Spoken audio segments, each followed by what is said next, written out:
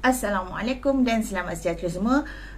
Kita berjumpa sekali lagi dalam kelas Bahasa Melayu. Okey, hari ini kita akan belajar tata bahasa iaitu kata kerja pasif. Okey, selalunya awak akan dengar pernah biasa dengan kata kerja, tapi adakah awak faham apa itu kata kerja pasif?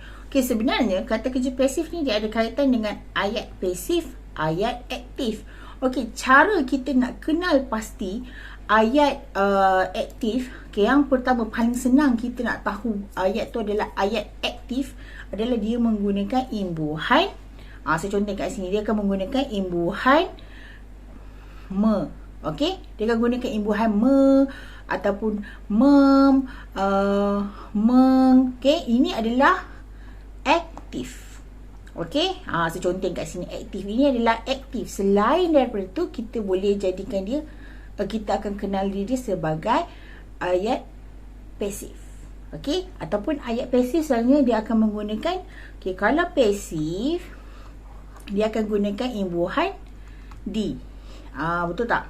Okey, jadi saya harap awak tak confuse Baik, okey, mari kita tengok objektif kita hari ini. Hari ini kita akan melengkapkan ayat menggunakan kata kerja kata kerja pasif. Ni. Okey, hari ini kita akan buat inilah kata kerja pasif.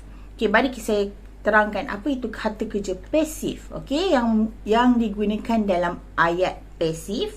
Kemudian dibahagikan kepada 5 bentuk. Okey, yang pertama, kata kerja pasif pertama dan kedua. Kata kerja pasif diri pertama dan kedua. Okey, kata kerja pasif diri ketiga. Kata kerja pasif berawalan ber, kata kerja pasif berawalan ter, dan kata kerja pasif dengan apitan ke-an. Okay, cikgu pening banyak sangat nak ingat. Tak apa, jangan risau. Awak tak payah risaukan pasal ini. Ini sekadar saya nak terangkan secara keseluruhan apa itu kata kerja pasif. Tapi nak ingat, kata kerja pasif ni senang je. Imbuhan dia, apa tadi saya sebut?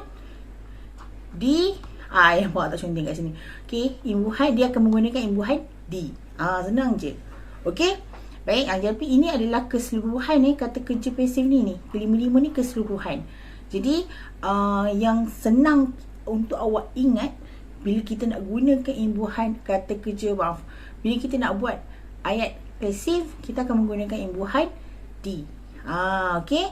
Yang ini yang senang nak ingat. Tapi 5 ni adalah secara keseluruhan. Saya nak ceritakan secara keseluruhan. Maksudnya saya nak tunjuk dekat awak, selain daripada imbuhan di, kita juga boleh gunakan imbuhan yang lain untuk ayat pasif.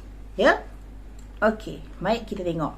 Okey, kata kerja pasif diri pertama dan kedua terbentuk apabila kata kerja pasif didahului dengan kata ganti nama diri pertama dan kedua. Kata ganti nama macam kita aku. Okey, apa lagi? Saya, anda. Okey, itu adalah kata ganti diri pertama dan kedua. Okey, inilah contoh dia. Ku ambil, ku letak, ku duduki, kita jalankan, kami susunkan. Okey, kalau awak tengok contoh ni, okey, ku ni datangnya perkataan daripada aku. Ambil ni ialah kata kerja, sama dengan kau. Kau ni apa? Kata ganti nama diri kedua. Kemudian letak ni adalah perbuatan, maksudnya kata kerja. Okey, sama juga ku duduki, kita jalankan, kami susunkan. Okey, ini adalah kata kerja pasif diri pertama dan kedua. Jadi macam ni kita nak buat ayat dia. Okey, contoh ayat dia macam ni. Sudahkah kamu lukis potret ini? Okey, nampak tak dekat sini contoh dia, kamu lukis. Dekat belakang dia ada kata kerja, lukis, ya. Okey, yang kedua, kita kumpulkan kertas-kertas ini ke dalam kotak. Okey, kita kumpulkan. Ini adalah kata kerja. Kita ni ialah kata ganti nama. Okey, kemudian semua buku ini perlu kau susunkan di atas rak. Semua buku ini perlu kau susunkan di atas rak. Nampak tak? Kau dia rapat. Susunkan. Yang ni kau letakkan pun rapat, ku ambil pun rapat. Ya, ini adalah yang pertama. Okey, tengok yang kedua. Kata kerja pasif diri ketiga. Okey, ketiga ini macam mana? Terbentuk apabila kata kerja pasif bergabung dengan imbuhan di. Ni. Banyak di per i, di per kan. Okey, mungkin ada yang macam confuse. Okey, ni satu, di. Yang kedua, di per. Okey, yang ketiga, di per i. Seterusnya, di kan, di i, dan di per kan. Ada berapa kat situ? Ada 6. Ni menggunakan imbuhan di.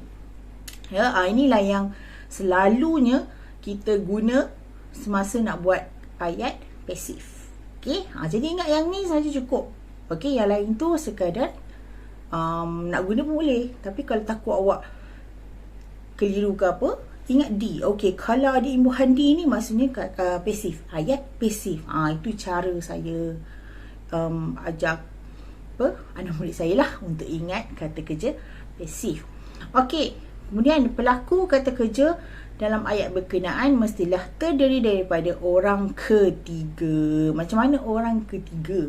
Okey, yang pertama saya, kedua anda, awak. Okey, yang ketiga mereka. Orang yang lagi satulah kita ceritakan hal orang lain ni, itu adalah orang ketiga. Okey, contohnya di sini. Okey, ni nampak dibeli, kemudian diperbesarkan sebab dipersetujui, dilaksanakan, dicontohi dan diperdengarkan. Okey, macam mana ayat dia? Okey, rantai emas itu dibeli oleh abang. Abang ni adalah orang ketiga lah, ya.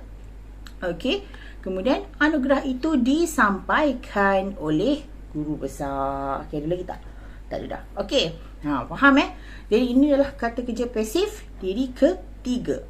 Okey, seterusnya berlawanan, berawalan, maksudnya menggunakan imbuhan ber.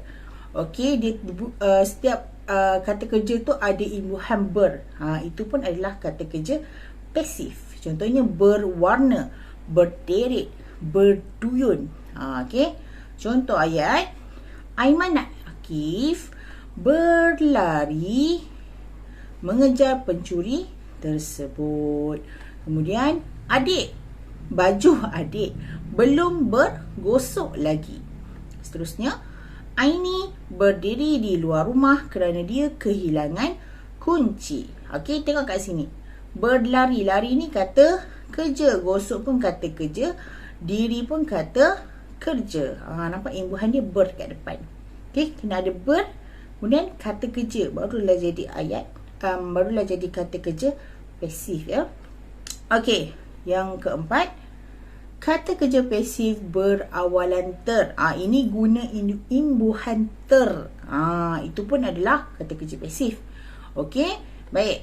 Contoh kat sini, terjatuh, terbuang, terlambat dan tersimpan. Ter ni selalunya kita gunakan untuk perkara yang tidak sengaja, betul tak? Saya terjatuhkan wang awak. Contoh ayat lah. Okey, kita tengok contoh ayat kat sini. Okey, Siti terbuang kad pengenalannya ke dalam tong sampah. Kemudian ayat yang kedua, David terlambat bangun dan kaki Anne terluka lagi. Ini adalah contoh kata kerja pasif berawalan. Ya, okey, yang terakhir, apitan ke Anne. Ya, ada apitan ke dan An. Okey, baik. Maksudnya kata kerja tu diapit dengan imbuhan ke An. Contohnya kematian, kesunyian dan kecurian. Okey. Baik, mari tengok contoh ayat. Anak-anak kucing itu kelaparan.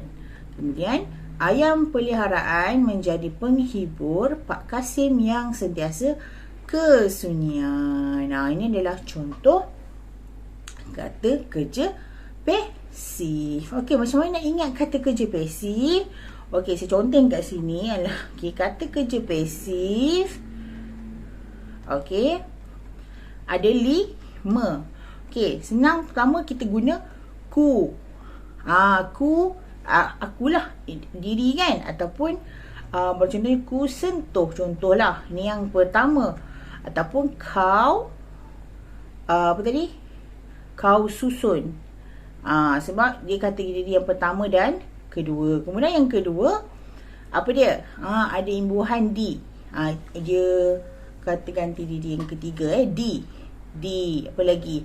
Diper. Lagi apa? Dikan.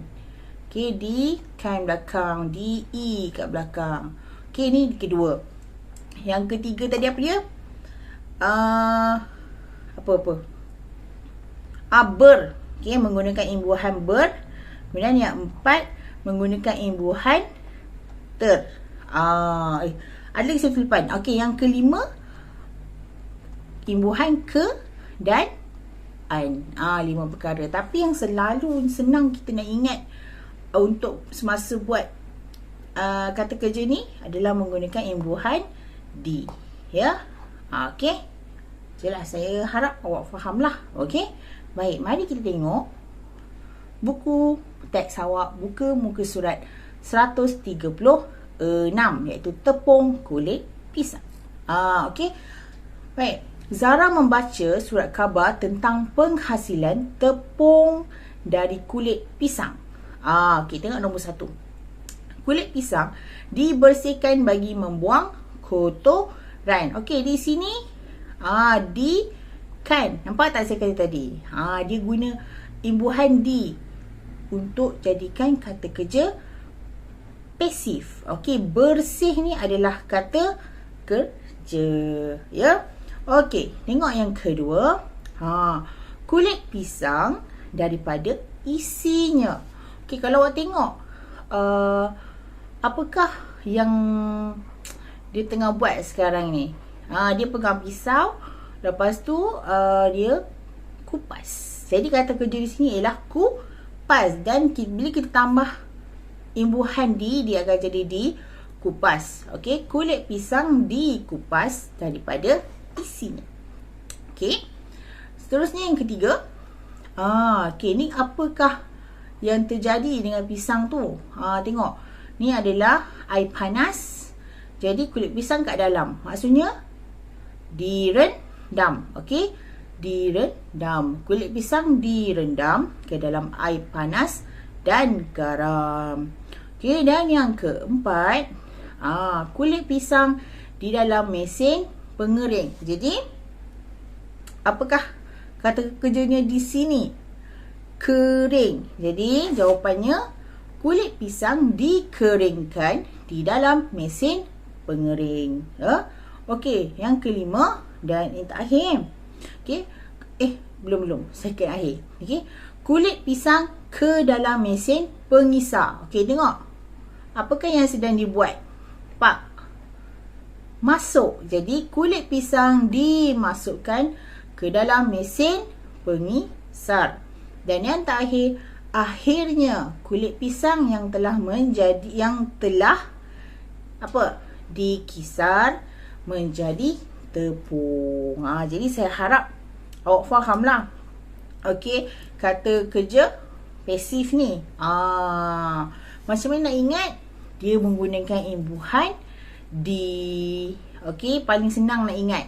Okey, awak boleh ingat juga benda-benda lain. Imbuhan ter, ber, okey, ke, an. Tapi yang paling senang nak ingat kalau nak buat ayat pasif ni, dia menggunakan imbuhan di. Ya, okey, nampak? Jadi itu sahaja untuk hari ini. Okey, jangan risau, kerja rumah saya akan bagi kemudian. Dan itu sahaja daripada saya. Assalamualaikum, stay safe dan bye.